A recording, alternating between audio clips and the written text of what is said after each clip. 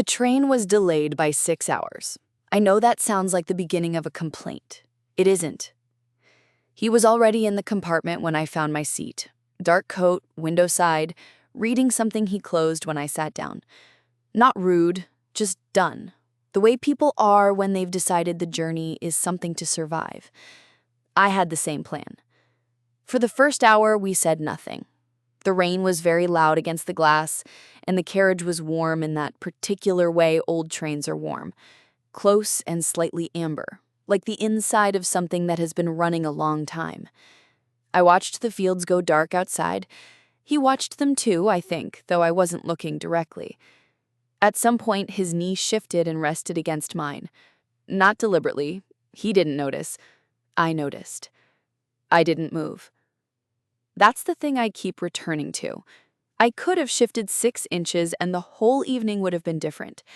Instead, I sat very still and let that small point of contact be exactly what it was, which was nothing, and also somehow everything. By the second hour, we were talking. Carefully at first, the delay, the weather, the particular boredom of train stations in the rain. Then less carefully. He had a way of listening that made you want to keep going, leaning forward slightly, his eyes on yours like he was actually tracking the words. I told him things I hadn't said out loud before.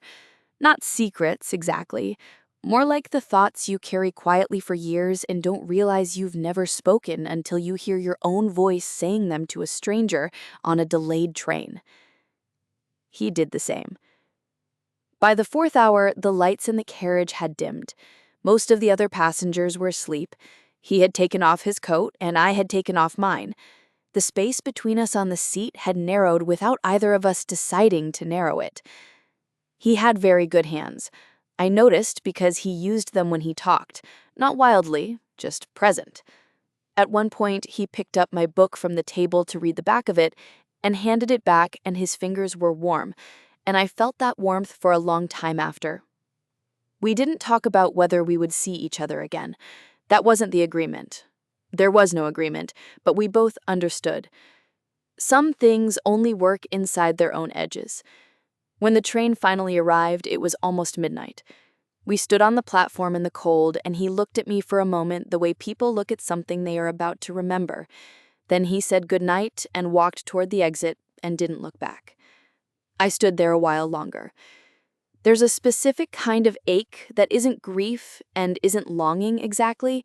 It's the feeling of having been completely present for something that was always going to be temporary.